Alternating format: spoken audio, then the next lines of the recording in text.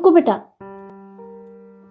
वो क्या है ना, मेरा आटे वाला थैला नीचे ही रह गया है। तुम थोड़ी देर रुको, मैं बस लेकर आती हूँ। ठीक है, आप ले आओ, पर थोड़ा जल्दी आना। हाँ बेटा। बेटा, मेरा ये थैला यहाँ पर रखा है, तुम ध्यान रखना, कहीं ऐसा ना हो कोई उठाकर ले जाए। ठीक है, मैं ध्यान रखूंगी, आप जाइए। मैं बस अभी थोड़ी देर में आई।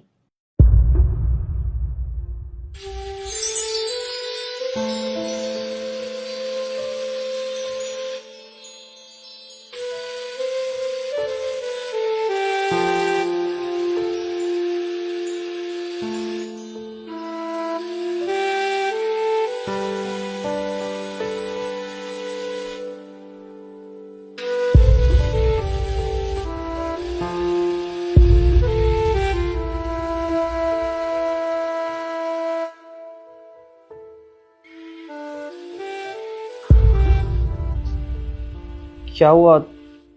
तुम गेट पर क्यों खड़ी हो? और ये आटा? तुम ये सब छोड़ो ना, ये बताओ कि कहीं से पैसों का इंतजाम हुआ? नहीं यार, पैसों का कहीं से कोई जुगाड़ नहीं हुआ। अरे जिन लोगों के बुरे वक्त में मैंने उनका साथ दिया, हर तरीके से उनका सपोर्ट किया, आज उन लोगों ने मेरे मुंह पर दरवाज़ा बंद कर दिया और बोला कि उनके पास पैसे नहीं है, मैं यहाँ से चला जाऊँ। वो मेरी कोई मदद नहीं कर सकते। और एक तरफ हमारा बच्चा वहाँ ज़िंदगी और मौत के बीच लड़ रहा है, मैं कैसे उसकी मदद करूं? मुझे तो कुछ समझ में नहीं आ रहा। डॉक्टर आए दिन पैसे पे पैसे मांग रहे हैं, बोल रहे हैं ऑपरेशन रोक देंगे। कोई बात नहीं, तुम अंदर आओ, हम बैठ के बात करते हैं।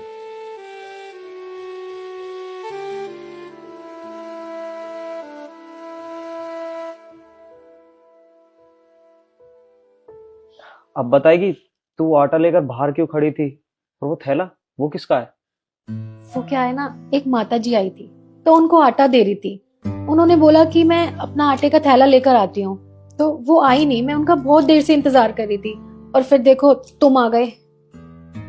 ईशु, तू इतनी नासमझ क्यों है? मैंने तुझे कितनी बार समझाया, अनजान लोगों का सामान घर में मत रखा कर। अब इसमें कोई गैर कानूनी सामान हुआ तो हम लोग फंस भी सकते हैं। और एक बात बता, जब उसे आटा ही लेना था, इस थैले में नहीं ले सकती थी वो, जो तुझसे बोल के गई कि दूसरा थैला लेने जा रही है? आटा इसमें भी तो आ सकता था। हाँ सुमित, कह तो तुम बिल्कुल ठीक रहे हो, पर मैंने ये तो सोचा ही नहीं। पर तुम इतनी टेंशन मत लो, भला वो हमारे साथ ऐसा क्यों करेंगी, तुम परेशान मत हो। अरे किसी के चेहरे पर थोड़ी लिखा होता है कि वो अच्छा है या बुरा है। और वैसे क्या हमारी जिंदगी में कम परेशानियां आ पड़ी हैं जो अब एक और नई आ जाएगी? नहीं, ऐसा नहीं हो सकता। ईशु, मैं एक काम करता हूँ, मैं बाहर जाके वॉचमैन से पूछ के आता हूँ, क्या पता उसने किसी औरत को आते जाते हुए देखा हो हमारे फ्लैट पर। ठीक है। तू बैठ, में आया।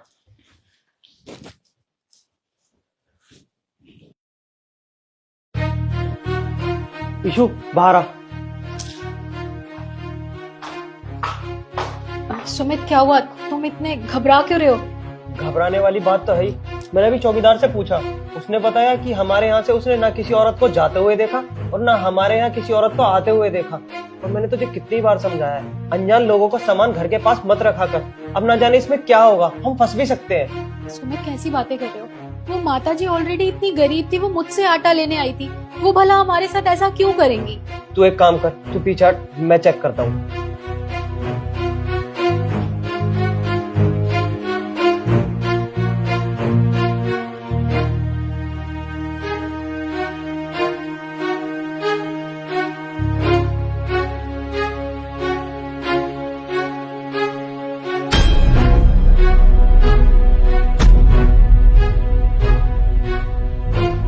ईशु, ये थैला पूरा पैसों से भर रहा है।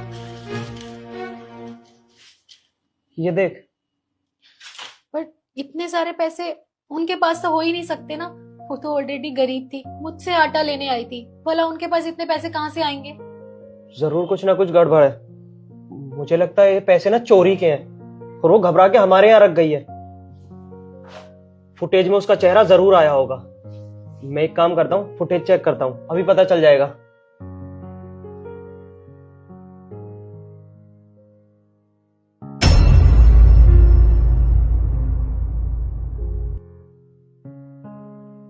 ईशु, इसमें तो सिर्फ अकेले तू दिखाई दे रही है।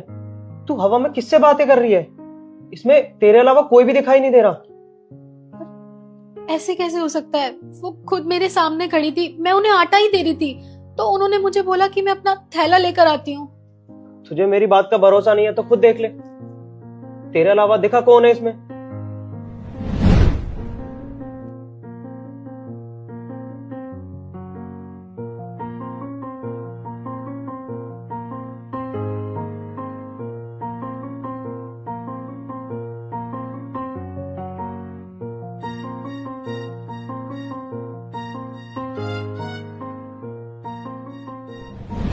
ये कैसे हो सकता है लेकिन? आखिर ये सब चल क्या रहा है? मुझे ऐसा लगता है ना, ये भगवान जी का कोई इशारा है। तुम भगवान जी की इतनी पूजा करते हो ना, देखो वो स्वयं माता जी के रूप में आके हमारी मदद करके गए हैं। उन्हें पता था ना कि हॉस्पिटल में हमारा बच्चा अपनी जिंदगी से लड़ रहा है, तो वो खुद चले आए हमारी मदद करने। अब एक काम करते हैं, टाइम वेस्ट करने से अच्छा है ये पैसे जमा कराते हैं हॉस्पिटल में और अपने बच्चे का इलाज करवाते हैं। चले? हाँ ईशु, तू शायद एकदम ठीक कह रही है। वो शायद भगवान का ही कोई रूप था जो हमारी मदद करने हमारे घर तक आ गया। एक काम करते हैं, ये सारे पैसे लेके ना हम सीधा हॉस्पिटल चलते हैं। तू दरवाजा बंद कर, हम अपने बच्चे को बचाएंगे। ठीक है। आजा।